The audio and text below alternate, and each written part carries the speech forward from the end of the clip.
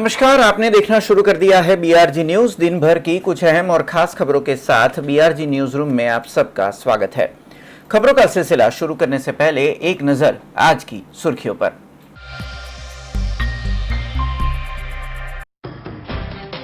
CRPF के जांबाज शहीद जवान के 8 साल के बेटे का वीडियो हुआ वायरल। अपने शहीद पिता को बहादुरी से भरी श्रद्धांजलि और आखिरी विदाई दी।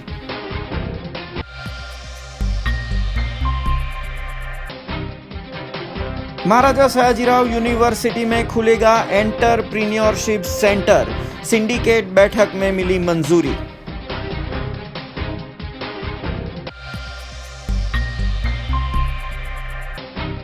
फतेहपुरा प्राइमरी हेल्थ सेंटर में दिखी बड़ी लापरवाही। ब्लैंक कोविड टेस्टिंग रिपोर्ट अधिकारी के हस्ताक्षर के साथ रास्ते पर पड़े नजर आए।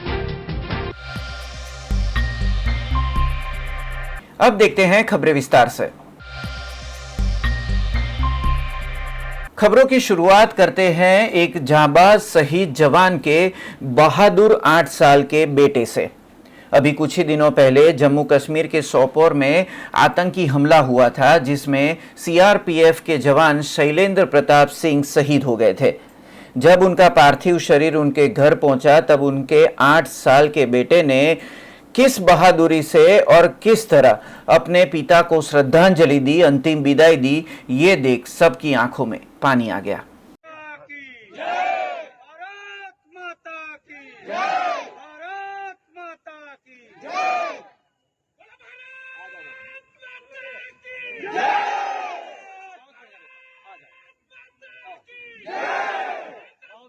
ये आवाज देश के एक जांबाज जवान के लहू के कतरे की है, जो आतंकवादियों के मुंह पर एक करारा तमाचा है। ये तस्वीरें शहीद सीआरपीएफ जवान शैलेंद्र सिंह के पार्थिव शरीर की है। जब शैलेंद्र सिंह का पार्थिव शरीर अपने पैतृक गांव पहुंचा, वैसे ही पूरे गांव ने अपने शहीद जवान को नम आंखों से विदाई दी। पर उन सब में एक बहादुर जवान का बहादुर लहू का कतरा अपने जोश और पिता की शहादत को सलाम करता नजर आया। शैलेंद्र सिंह के 8 साल के बच्चे ने अपने बहादुर पिता को एक वीरता से भरी श्रद्धांजलि दी, आखिरी विदाई दी।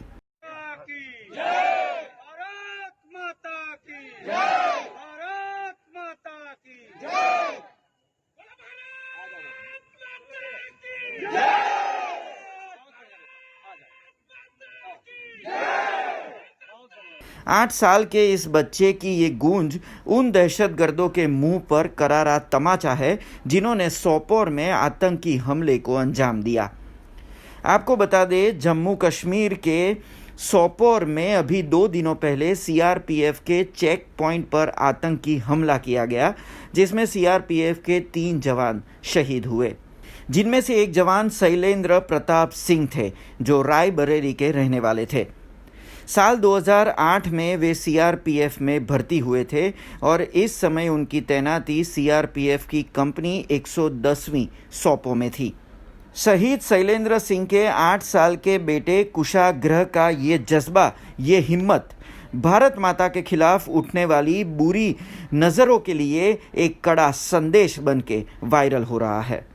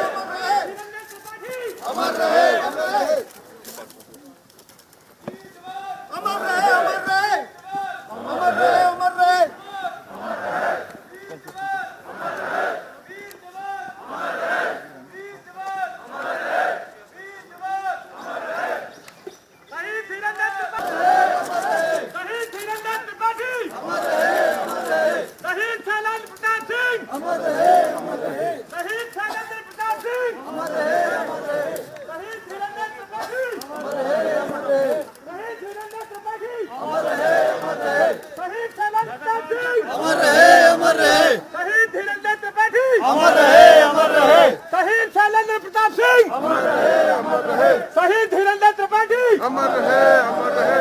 शहीद शैलेंद्र प्रताप सिंह अमर रहे, अमर रहे। शहीद धीरेन्द्र त्रिपाठी अमर रहे, अमर रहे। शहीद शैलेंद्र प्रताप सिंह अमर रहे, अमर रहे। शहीद धीरेन्द्र त्रिपाठी अमर रहे, अमर रहे। सर, कल एक बार मिलिटेंटों ने फिर से एक आरोपी पार्टी पर एक अटैक को अंजाम दिया है, क्या कुछ डिटेल्स है इसके हवाले से? कल हमारे सीआरपीएफ जवान आरओपी ड्यूटी पे थे। रूटीन ड्यूटी होता है जैसा आप लोगों को पता है। तो 12:40 में एक स्कूटर पर 2 मिलिटेंट आए, मोस्टली पंपोर साइड से आया था और हमारे जवान के ये ड्यूटी पर थे तो AK-47 से अंधाधुंध फायरिंग किया, जिसमें हमारे 2 जवान शहीद हो गए और 3 जख्मी हो गए। तीनों स्टेबल है, अभी हॉस्पिटल में है। मिलिटेंट्स को हम लोग आइडेंटिफाई कर लिए। ये लश्कर तैयबा का मिलिटेंट है जिसको सैफुल्लाह बोलते हैं, पाकिस्तान से आया हुआ। एक लोकल मिलिटेंट भी उसमें है और इसको बहुत जल्दी हम लोग न्यूट्रलाइज कर लेंगे। क्या आप उस एरिया में सर्च ऑपरेशन अभी कंटिन्यू है जिस तरह से कल ये सर्च ऑपरेशन तो हरदम चलता रहता है। कल भी हम लोग 2-3 ऑपरेशन लॉन्च किए थे, उसमें कामयाबी नहीं मिली है, लेकिन बहुत जल्दी इसको न्यूट्रलाइज कर लेंगे हम लोग। सर, कहा जा रहा है कि जो जवान थे जो शहीद हुए उनके हथियार भी छीन गए, क्या ये सही खबर है? ये सब नहीं, इसमें कोई सच्चाई नहीं है, कोई वेपन नहीं छिना है। हमारे 2 साथी शहादत को प्राप्त हुए हैं कायरतापूर्ण हमले में और जल्दी ही जिन्होंने ये किया है इनको न्यूट्रलाइज किया जाएगा और इनकी शहादत को ज़ाया नहीं जाने दिया जाएगा। सर, कहा जा रहा है कि जो मिलिटेंटों ने कल अटैक को अंजाम दिया उन्होंने चाडरा में भी इस अटैक को अंजाम दिया, CRPF के एक ASI को शहीद कर दिया, क्या कहेंगे? कल ऑलरेडी मैंने आप लोगों से शेयर किया था, ये वही ग्रुप है और इसके पीछे हम लोग लगे हुए हैं। ये जल्दी इसको हम लोग न्यूट्रलाइज कर लेंगे। सर, कंटिन्यूसली ऐसी टेक्निकल बाइक पे अटैक किए जा रहे हैं, तो इसके लिए क्या प्रकाशन? देखिए, जैसे कि आप जानते हैं कि नेशनल हाईवे हो चाहे लिंक रोड में, उसमें वॉल्यूम ऑफ व्हीकल काफ़ी है, काफ़ी गाड़ियाँ चलती रहती है। उसमें मिलिटेंट्स को बाइक में चलने में ईजी होता है, क्योंकि हम लोग 100% हर एक व्हीकल को चेक नहीं कर सकते। इसे ट्रैफिक जाम हो सकता है। किसी खबर पर इंफॉर्मेशन बेसिस पर व्हीकल को चेकिंग करते हैं हम लोग। तो घबराने की कोई बात नहीं है, सिचुएशन अंदर कंट्रोल है और हम लोग बहुत जल्दी इसको न्यूट्रलाइज कर लेंगे। सर, कुछ रिपोर्ट्स आए थे कि ये कुछ वर्चुअल सिम्स का यूज़ कर रहे हैं, तो सर उस बारे में क्या कहेंगे? वर्चुअल नंबर यूज होता है, सिम नहीं होता है, वर्चुअल नंबर होता है। ये कोई भी अपलोड कर सकता है, ये खरीद सकता है। तो क्या चैलेंजिंग है वो कि? हाँ, चैलेंज रहा, शुरू से रहा। ये पूरे वर्ल्ड में वर्चुअल नंबर चैलेंज होता है, लेकिन उसका भी कार्ट हम लोग टेक्नोलॉजिकल उसका सोल्यूशन निकाल रहे हैं, मिल जाएगा जल्दी। तो सर, आइंदा क्या प्रिकॉशंस लिए जाएंगे, खासकर नेशनल हाईवे की अगर हम इसको भी हम लोग नहीं शेयर करेंगे। बड़ौदा शहर में कोरोना के मामले लगातार बढ़ रहे हैं। तब Fatehpura primary urban health centre से चौंकाने वाली तस्वीरें सामने आई, जिसमें कोविड-19 के टेस्ट के ब्लैंक सर्टिफिकेट रास्तों पर पड़े नजर आए, जिसमें अर्बन हेल्थ सेंटर के अधिकारी के हस्ताक्षर भी थे। फतेहपुरा के प्राइमरी अर्बन हेल्थ सेंटर की गंभीर लापरवाही सामने आई है। इन दिनों जब शहर में कोरोना महामारी का कहर देखने को मिला है, तब फतेहपुरा की इस स्वास्थ्य केंद्र में कोरोना के रैपिड टेस्ट सर्टिफिकेट, वो भी ब्लैंक, रास्ते पर फैले नजर आए, जिस पे हेल्थ सेंटर के अधिकारी के हस्ताक्षर भी मौजूद थे। तब इस ब्लैंक सर्टिफिकेट का इस कोरोना काल में किसी भी तरह का गलत इस्तेमाल हो सकता है। फतेपुरा के प्राइमरी हेल्थ सेंटर के मेडिकल स्टाफ की इतनी गंभीर लापरवाही का जिम्मेदार कौन, ये बड़ा सवाल है। तब इस मामले में हेल्थ सेंटर के डॉक्टर से पूछा गया तो उन्होंने क्या जवाब दिया, ये जानना दर्शकों के लिए बेहद ज़रूरी है। સાહેબ, આ કયો વોર્ડ ઓફિસ છે અને કયું હેલ્થ સેન્ટર ગણાય છે? આ ફતેપુરા આરોગ્ય કેન્દ્ર છે. હા સાહેબ, અહીંયા આગળ બોક્સની અંદર મોટી સંખ્યામાં પોઝિટિવ નેગેટિવ ખાલી એક જ ટીક માર્ક કરવાની બાકી રાખ્યા સિવાય જે સાઇન કરેલા ડોક્યુમેન્ટ છે, કોઈ એક ડોક્યુમેન્ટ કોઈ એક વ્યક્તિ આવીને લઈ જાય, પોઝિટિવ હોય અને પોતાની જાતે નેગેટિવ લખીને લઈ જાય તો કોની જવાબદારી? હું તો અત્યારે ઇન્ચાર્જમાં મને કશું ખ્યાલ નહીં જાજો, પણ આ મોટે ભાગે પબ્લિક પોતાની રીતે જે રિસ્પોન્સિબિલિટી સમજે વધારે સારું. ના, પણ આપ એવું માનો છો કે આ મૂકવામાં આવ્યું છે ભૂલ, ગંભીર બેદરકારી છે? ખાસ ના કહી શકાય. ના, તો આપ શું માનો છો કે જો આપ ઇન્ચાર્જ છો, કોઈ અત્યારે લઈને જતું રહ્યું કાગળિયું, તો આપ શું કરશો? એનું આપણે સોલ્યુશન લાવીશું. બરાબર, કેવી રીતે? ખાલી એટલું કહી દો ને, કેવી રીતે સોલ્યુશન લાવશો? નેક્સ્ટ ટાઈમ આવું જે હોય તો ધ્યાન રાખશું એ પ્રમાણે. સાહેબ, આજે રિઝલ્ટ આવે કોવિડ-19નો બ્લેન્ક છે, આના દુરુપયોગ શું કરી શકે પબ્લિકમાંથી? આ બી ટેસ્ટ પેલી પ્રોબેબલી હોય છે, એકદમ કન્ફર્મ પેલું જે કહેવાય ને પ્રોબેબલ હોઈ શકે, અને એકદમ કન્ફર્મ કરવા માટે આપણે આરટીપીસીઆર માટે એડવાઇસ આપીએ છીએ, અને જો પોઝિટિવ જેવું લાગે તો ઘરે હોમ આઇસોલેશન પબ્લિક રહે એ વધારે સારું. પણ આપની એડવાઇસ પહેલાં પેશન્ટ જાતે જ આવું જાતે જ કાગળ લઈને નક્કી કરી લેતો? અત્યારે તો આટલું કહીશ. જાહેરમાં પડ્યું છે સર? મને કશો બાબતે ખ્યાલ નથી એમ. તમને ખબર જ નથી કે રોડ પર પડતા દેખાયા છે? ના, એટલે આની એ પ્રમાણે પછી તો જાજુ તો ખ્યાલ નથી. હું બી નવું છે એ પ્રમાણે જી સર મેનેજ કરતો જાઉં, જેમ શીખતો સાહેબ, આ જાય. ગંભીર બાબત કહેવાય કે ના કહેવાય? ના, ખાસ તો ના કહેવાય. એટલે બ્લેન્ક patient- છે ના કહેવાય એવું? બ્લેન્ક પેશન્ટના સેહત સાથે તો છેડા કહી શકાય ને? એવા તો ઘણા પબ્લિક શું કે પોઝિટિવ હોય છે, બહાર ફરતા બી હોય છે, તો આપણે જી. પેલું કેવી રીતે કહી શકીએ એમ. તે છે એ તો છે. खबरों का सिलसिला यूं ही जारी रहेगा, पर उससे पहले लेंगे एक कमर्शियल ब्रेक, तो देखते रहिए बीआरजी न्यूज। बीआरजी ग्रुप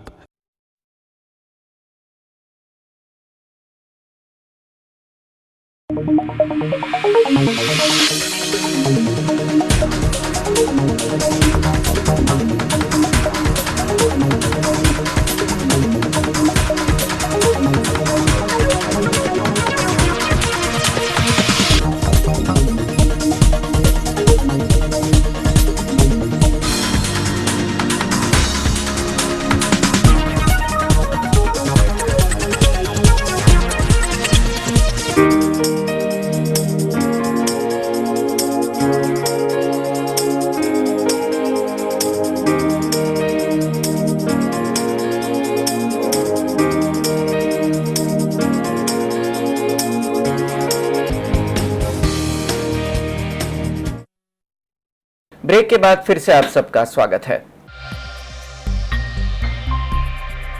महाराजा सयाजीराव यूनिवर्सिटी में एंटरप्रीन्योरशिप सेंटर खोला जाने वाला है, जिसके लिए करीबन 40 लाख रुपए का आवंटन भी कर दिया गया है और सिंडिकेट बैठक में इसको मंजूरी मिल गई है।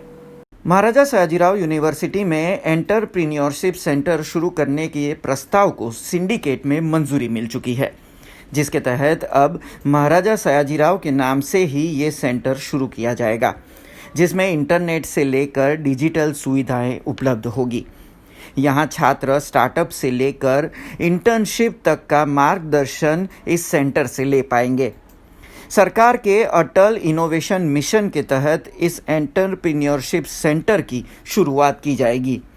वहीं इस सेंटर की शुरुआत और संचालन हेतु करीबन 40 लाख रुपए आवंटित भी कर दिए गए हैं। इस निर्णय के बारे में महाराजा सयाजीराव यूनिवर्सिटी के रजिस्ट्रार ने ज़्यादा जानकारी दी थी। महाराजा सयाजीराव यूनिवर्सिटी ऑफ बरोडाની અંદર એન્ટરપ્રેન્યોરશિપની સ્કિલ્સ પ્રોવાઈડ કરવા માટે થઈ અને એક સેન્ટર ઊભું કરવાની આ વાત છે। વિદ્યાર્થીઓ જ્યારે એકેડેમિક્સની અંદર અથવા તો તેમનું ભણતર કરતા હોય છે ત્યારે સાથે સાથે તેમના સ્કિલ્સનું ઇનપુટ ખૂબ જ અગત્યનું છે, કેમ કે અલ્ટિમેટલી ભણ્યા પછી માર્કેટની અંદર અથવા તો જોબ પ્લેસમેન્ટની અંદર તે સારી રીતે સ્થપાય અથવા તો એ પોતાનો બિઝનેસ સારી રીતે કરી શકે એ ખૂબ અનિવાર્ય છે। એમ્પ્લોયમેન્ટ ઓરિએન્ટેડ ડિગ્રી, ડિપ્લોમા અથવા તો કોઈ પણ પ્રોગ્રામ્સ જ્યારે આપણે ચલાવતા હોઈએ તો ત્યારે એનામાં એન્ટરપ્રેન્યોરશિપની સ્કિલ્સ ની ઉણપ રહી જાય તે વ્યાજબી નહીં. આ બાબતનું ધ્યાન રાખી અને મહારાજા સયાજીરાવ યુનિવર્સિટી ઓફ બરોડાએ વિદ્યાર્થીઓ માટે થઈ અને એન્ટરપ્રેન્યોરશિપની એમનામાં કળા વિકસે, સ્ટાર્ટઅપ્સ નવા ચાલુ થાય, ઇન્ક્યુબેશન સેન્ટર બને અને ઇનોવેશન દ્વારા એક નવા રિસર્ચ અને ડેવલપમેન્ટનું આખું એન્વાયરમેન્ટ સ્થપાય એ માટે થઈને આ એક પ્રયત્ન છે. અત્યારે માત્ર આ એક વિચાર છે અને આના ઉપર પોલિસી અત્યારે બની રહી છે. એનો કેટલો વ્યાપ રહેશે, કઈ રીતે તેની ગોઠવણ થશે એ પ્રમાણે એનું બજેટ આવતા દિવસમાં નક્કી થશે. યોગ્ય કમિટી અને ઓથોરિટી દ્વારા પાસ કરી અને એને જાહેર કરવામાં આવશે. પણ અનિવાર્ય એક ખાસ બાબત એ છે કે આની અંદર યુનિવર્સિટી ચોક્કસપણે આગળ વધવાની છે અને યુનિવર્સિટી વિદ્યાર્થીઓને એન્ટરપ્રિન્યોરશિપ, તેમના સ્ટાર્ટઅપ, તેમના પેટન્ટ્સ માટે, તેમના ઇનોવેશન માટે તમામ ઇન્ફ્રાસ્ટ્રક્ચર અને ફેસિલિટી પ્રોવાઈડ કરે તેના માટે પ્રતિબદ્ધ છે અને જે ઘટતું કરવાનું થશે તે ચોક્કસ કરશે. गोरवा विस्तार में स्थानिक निवासी और नगर सेवकों की 3 साल की मेहनत रंग लाई है. 3 सोसाइटियों के बीच जो रास्ता बनना था वो पालिका की ओर से बनाना आज से शुरू कर दिया गया, जिससे स्थानिक नगर सेवक और स्थानिक निवासी खुश नजर आए. ये गोरवा विस्तार के विजयनगर उदय पार्क से लेकर मिलेनियम पार्क जाने का रास्ता है. 3 साल से स्थानिक नगर सेवकों के संघर्ष के बाद आखिरकार आज इस रोड का निर्माण शुरू हुआ.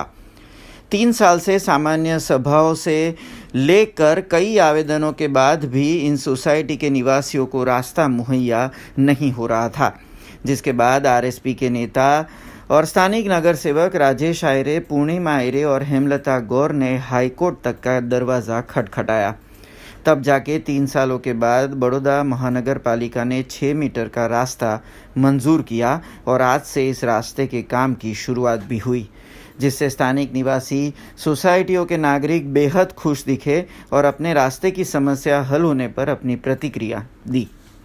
કે અમારે જે મિલિયન પાર્ક સોસાયટી છે, મિલિયન પાર્ક સોસાયટી લઈ ઘનશ્યામ પાર્ક વિભાગ 2 થઈ, તુલસી કોમ્પ્લેક્સ થઈ, કૈલાસધામ થઈ અને જે આદર્શ ડુપ્લેક્સ પાસેનો જે રસ્તો છે એ ખોલાવવા માટે રાજેશભાઈ ખૂબ ઝઝુમ્યા છે. એમને સભામાં ખૂબ આ સોસાયટીના રસ્તાઓ ખોલવા માટેનો સહકાર આપ્યો છે. આ વાત માટે પોતે હાઈકોર્ટ સુધી પણ ગયેલા છે. હાઈકોર્ટમાં 4-5 હિયરિંગ થઈ ચૂકેલી છે. આપણે વડોદરા શહેરના બીજા બધા રસ્તા ગમે તેટલા સાંકડા હોય ખોલાવવા માટે કરોડો રૂપિયા ખર્ચી કોર્પોરેશન સંપાદન કરે છે. પણ અમારો આજે 35 વર્ષનો જે પ્રશ્ન રહ્યો છે, જે અમને વુડાએ પણ મંજૂર કરી આપ્યો હતો, એ રોડ હજી એ લોકો ખોલતા નથી. છેલ્લા 3-4 વર્ષથી જે વિષય હતો, ગોરવાના લોકો અમારા પર ખૂબ ભરોસો મૂકેલો. વિજયનગરથી ઇન્દ્રપ્રસ્થ થઈ અને ઘનશ્યામ પાર્ક, નર્મદેશ્વર સુધીનો જે રોડ છે, એકચ્યુઅલ હાઈટેન્શનના લીધે અને ખાસ એક વિજયનગર સ્લમ વિસ્તાર છે. આ વિસ્તારની આજુબાજુ જ્યારે ઝૂંપડપટ્ટી છે અને ઝૂંપડાને જે સ્લમ છે એના માટે મેં કોર્પોરેશનની સમગ્ર સભામાં મેં રજૂઆત કરેલી અને જેની અંદર એની બાજુની અંદર પ્લોટમાં આ સમગ્ર જે સ્લમ છે એ લોકોને આપવા, સાથે સાથે પાણીની ટાંકી બનાવી અને આ રોડ બનાવો. આ રોડ જે અમે જે વિષય લીધેલો અને એ વિષય આજે પણ કોર્પોરેશને સમગ્ર સભામાં અમને લેખિત સાથે આપ્યો છે. આના પહેલાં ક્યારેય કોઈ પણ લોકોની સુવિધા માટે નહીં, ફક્ત નરેન્દ્રભાઈના નામે જે વોટ લેનારા લોકો થાકી ગયા, કંટાળી ગયા. આજે રેવન્યુ કેપિટલ બજેટ કે જેમાં અમારી રજૂઆત હતી અને એમાં અહીં કોઈ મોટી ધાડ મરાતી નથી, અહીં કોઈ એક્સપ્રેસ હાઈવે બનતો નથી. ફક્ત 6 મીટરના રોડમાં ત્યાં ગાડી ખોટા બૂમાબૂમ અને ફક્ત એ કરા. અમને તો એટલું છે કે એટલીસ્ટ અહીંના લોકો આવે જાવે અને જવાનું તો એટલીસ્ટ રસ્તો થાય, એના અનુસંધાનમાં છે. હજુ તો અમારું ઓલરેડી કામ બાકી છે. महाराजा सयाजीराव यूनिवर्सिटी की कॉमर्स फैकल्टी के डीन को एजीएसयू ग्रुप की ओर से आवेदन दिया गया, जिसमें एफवाई में यानी कि पहले साल में प्रवेश प्राप्त छात्रों की मेरिट लिस्ट जारी करने की मांग की गई. महाराजा सयाजीराव यूनिवर्सिटी की कॉमर्स फैकल्टी के डीन को एजीएसयू ग्रुप की ओर से आवेदन दिया गया, जिसमें एफवाई बीकॉम में प्रवेश प्राप्त छात्रों की मेरिट लिस्ट जारी करने की मांग की गई, जिससे छात्रों को पता चले कि उनका एडमिशन किस फैकल्टी में हुआ है. इन दिनों कोरोना काल में ऑनलाइन प्रवेश प्रक्रिया चल रही है, जबकि ऑनलाइन फीस भुगतान भी छात्र कर रहे हैं तब छात्रों को यूनिट या फिर मेन बिल्डिंग में प्रवेश मिला है, ये जानकारी मुहैया करवाने AGSU ग्रुप की ओर से डीन को आवेदन दिया गया। Higher management! Higher management! We want justice! Higher management! આજરોજ all Gujarat student union AGSU દ્વારા કોમર્સ ફેકલ્ટીની મેઇન બિલ્ડિંગ ખાતે કોમર્સ ફેકલ્ટીના ડીન પ્રોફેસર શ્રી કેતન ઉપાધ્યાય સરને રજૂઆત કરવામાં આવી કે વર્તમાનના સમયમાં જે 12મું ધોરણ પાસ કરીને પ્રથમ વર્ષ માટે FY BCom માટે કોમર્સ ફેકલ્ટીમાં વિદ્યાર્થીઓએ એપ્લાય કર્યું છે। વડોદરા શહેર જિલ્લાના વિદ્યાર્થીઓ તથા out of Baroda, out of ગુજરાતના વિદ્યાર્થીઓએ લગભગ 9000 જેટલા વિદ્યાર્થીઓએ ફોર્મ ભર્યું હતું। એમાંથી 6500 જેટલા વિદ્યાર્થીઓનું અપ્રુવલ થઈ ગયું છે, ડોક્યુમેન્ટ વેરીફાઈ થઈ ગયા છે અને એ લોકોને ફીસ પેમેન્ટનો મેસેજ બી જતો રહ્યો છે અને કંઈક ના કંઈક એ લોકોએ ફીસ પેમેન્ટ બી કરી દીધી છે। પરંતુ 1500 જેટલા વિદ્યાર્થીઓ એવા હતા કે એ લોકોનો ડોક્યુમેન્ટ ઇનકરેક્ટ હતો કે ફેકલ્ટી સુધી સત્તાધીશો સુધી પહોંચ્યો નહોતો, તો જેના કારણે એ લોકોને એક તક આપવામાં આવી હતી। 5 થી લઈને 9 ઓક્ટોબર દરમિયાન જે વડોદરા શહેર જિલ્લાના જે બી વિદ્યાર્થીઓ છે મેઇન બિલ્ડિંગ ખાતે આવીને રૂબરૂ જમા કરાવી શકે છે ડોક્યુમેન્ટ, અને આઉટ ઓફ બરોડા અને ગુજરાતના જે બી વિદ્યાર્થીઓ છે એ લોકો એક મેલ આઈડી બનાવી છે, એ મેલ આઈડી પર એ લોકોનું પૂરતું ડોક્યુમેન્ટ આપવાનું છે।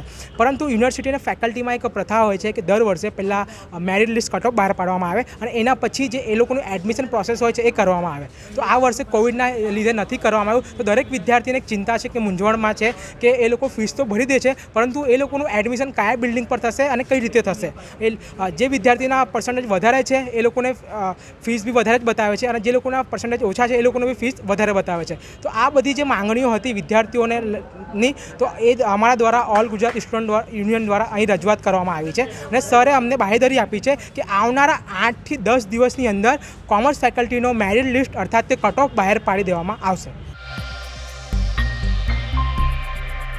अभी कुछ ही दिनों पहले आजवा रोड पर एक छोटी सी तकरार में महाराष्ट्रियन युवक पर हमला किया गया, जिसके बाद इलाज के दौरान अस्पताल में उसकी मौत हो गई, जिसमें करीबन 3 आरोपियों को गिरफ्तार किया गया है। तब आज महाराष्ट्रन युवा एकता मंच की ओर से पुलिस कमिश्नर को आवेदन दिया गया, जिसमें तीनों आरोपियों के खिलाफ सख्त कार्यवाही की मांग की गई। महाराष्ट्रियन समाज एकता मंच की ओर से पुलिस कमिश्नर को आवेदन दिया गया, जिसमें 7 दिनों पहले आजवा रोड पर एक तकरार में महाराष्ट्रियन युवक पे हमला किया गया था। उसके बाद जिग्नेश परमार नाम के इस युवक की अस्पताल में इलाज के दौरान मौत हो गई थी। तब इस हमले के पीछे जिम्मेदार 3 आरोपियों की गिरफ्तारी कर दी गई है, पर अब इन तीनों आरोपियों पे कड़ी कार्यवाही की जाए, इस मांग के साथ आज महाराष्ट्रियन समाज एकता मंच ने पुलिस कमिश्नर को आवेदन पत्र दिया। हाल में पुलिस भवन है जे सेवा सुरक्षा शांतिनु अमने विश्वास है, भरोसो है, एटले एना माटे अहींया पुलिस भवन में अमे आव्या छे। महाराष्ट्रियन समाज एकता मंच अने वडोदराना तमाम हिंदू संगठनों आज भेगा थया छे। एनुं कारण एक है कि 30 सप्टेम्बरना रोज आजवा रोड एकतानगर खाते एक આપણા યુવાનનું એક અસામાજિક તત્વો દ્વારા હત્યા કરવામાં આવી હતી અને આ હત્યાના કારણે શહેરનું વાતાવરણ ઢોળાય એવી પરિસ્થિતિ ઊભી થઈ ગઈ હતી। એટલે અમે અહીંયા પોલીસ કમિશનર સાહેબને એ રીતના એક આવેદનપત્ર આપવામાં આવ્યા છે કે આવા ગુંડા તત્વોને, આવા અસામાજિક તત્વોને ખૂબ આકરામાં આકરી સજા કરે, જેના કારણે ભવિષ્યમાં બીજા અસામાજિક તત્વો આવા ગુનાખોરીના કાર્ય કરવા માટે 10 વાર વિચાર કરે, એમના હાથ પગ ધ્રુંજે અને આ ગુનાખોરી ટોટલી ડામી જાય એવી અમે તમને વિનંતી કરવા માટે આવ્યા છે। અમને અમારા વડોદરા પોલીસ પર ખૂબ ગર્વ છે, ભરોસો છે કે એ જે પણ કાર્યવાહી કરશે એ ખૂબ જ સારી કરશે। એના માટે અમે અહીંયા કમિશનરને આવેદનપત્ર આપવા માટે આવ્યા છે। विश्वामित्री ब्रिज के पास आई कालिदास चाली के निवासी बीते 3 महीनों से पानी की किल्लत से जूझ रहे हैं। आज इन सभी निवासियों का सब्र जवाब दे गया। तब वड़ीवाड़ी पंपिंग स्टेशन पर इन सभी नागरिकों ने मटके फोड़कर विरोध प्रदर्शन किया। शहर के विश्वामित्री ब्रिज के पास आई कालिदास की चाली के निवासियों ने आज उग्र आंदोलन किया। मामला था पानी से जुड़ा। बीते 3 महीनों से इन निवासियों को पानी मुहैया नहीं हो रहा है। तब आज इन निवासियों ने पश्चिम जोन की वड़ीवाड़ी पंपिंग स्टेशन पर मटके फोड़कर विरोध प्रदर्शन किया। 3 साल से पानी के बिना रहते इन निवासियों के सब्र की सीमा आज टूट गई। तब आज कालिदास की चाली के निवासियों ने पालिका के खिलाफ नारेबाजी के साथ अपना विरोध प्रदर्शन किया। विश्वामित्री कालिदासनी चालीमांथी आव्या छे। अમને પાણીની બહુ તકલીફ છે। છેલ્લા 3 મહિનાથી અમારા ઘરે પાણી આવતું નથી। પાણીની ગટરની બધી જ રીતે અમને તકલીફ છે। કોઈ જોવા નહીં આવતું। વોટ લેવાનું હોય ત્યારે બધા જ આવે છે. અત્યારે અમને દુઃખમાં પડ્યા છે, કોઈ દેખવા આવતું નથી. અમે આ પાણી માટે અહીંયા આવ્યા છે અને એની માટે બધા બૈરા ભેગા મળીને મોરચો કાઢ્યો છે. અમારી તકલીફ દૂર કરો. વિશ્વામિત્રી બ્રિજ પાસે કાળીદાસની ચાલ કરીને એક વસ્તી છે. એ જગ્યાએ પાછલા 2 થી 3 મહિનાથી પાણીનું પ્રેશર બિલકુલ ડાઉન છે અને એ લોકોએ વારંવાર રજૂઆત કરી છે. તંત્રમાં વોર્ડ ઓફિસ 6માં પણ રજૂઆત કરી છે, અહીંયા વડીવાડીમાં પણ રજૂઆત કરી છે, પણ અહીંયાથી કોઈ જાતના કોઈ બી માણસો આવતા નથી, કોઈ અધિકારીઓ આવતા નથી. એ લોકોને કોઈ પ્રોબ્લેમ સોલ્વ થતી નથી. એ હકીકતમાં એ લોકો બહુ ત્રાહિમામ પુકારી ગયા છે, કેમ કે આજે પાણી ના મળતું હોય, આટલો વેરો ભરવા છતાંય પાણી ના મળતું હોય એટલે એ લોકોને ખરેખર બહુ મુશ્કેલી છે. એટલે આજે એ લોકોએ અહીંયા રહીશો તમામ આવ્યા છે અને માટલા ફોડનો કાર્યક્રમ રાખવામાં આવ્યો હતો. ચાલી વિશ્વામિત્રી બ્રિજ પાસેના વિસ્તારના રહીશો છે, જે લોકોને પાણી નથી આવતું એ સંદર્ભેની રજૂઆત માટે એ લોકો અહીંયા ભેગા થયા છે. એમને જે રજૂઆત કરી છે એ પ્રમાણે અકોટા ટાંકી પરથી ત્યાં પાણી વિતરણ કરવામાં આવે છે અને કયા કારણથી નથી જતું એ અમે પાણી વિતરણના સમયમાં પણ ચેક કરી લઈશું અને શું તકલીફ છે એ જોઈને બને એટલું ઝડપથી એમનો નિકાલ, પાણીની સમસ્યાનો નિકાલ થાય એ પ્રમાણે કાર્યવાહી કરાય છે. 2 મહિનાથી રજૂઆત કરતા હતા એ ચિરાગભાઈનો જે કહેવું છે એમનું, એના પ્રમાણે એમનું 2 મહિનાથી છેલ્લા 15 દિવસથી વધારે તકલીફ પડી રહી છે. તો એ કયા કારણથી પડી રહી છે જોઈ લઈએ છીએ અને એનું તપાસ કરીને નિરાકરણ લાવવાની કોશિશ કરીએ છીએ ઝડપ. 2-3 દિવસમાં એનું નિરાકરણ કરીએ છીએ અને ત્યાં સુધીમાં એમને પીવાના પાણી ટેન્કરની વ્યવસ્થા કરી આપીએ એક વખત, કે જેથી કરીને એમનું કામ નીકળી શકે. खबरों का सिलसिला खत्म करने से पहले एक नजर आज की खास खबरों पे।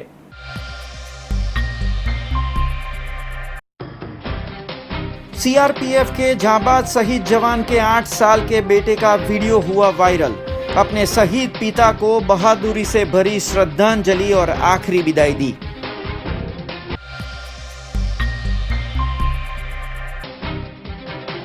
महाराजा सयाजीराव यूनिवर्सिटी में खुलेगा एंटरप्रीन्योरशिप सेंटर, सिंडिकेट बैठक में मिली मंजूरी।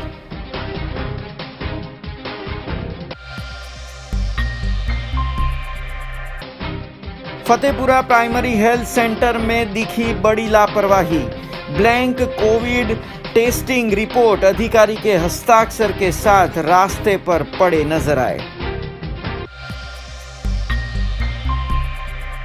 ये थी अब तक की खबरें। कल नई खबरों के साथ फिर से उपस्थित होंगे, तब तक BRG न्यूज की पूरी टीम को इजाजत दीजिए। नमस्कार।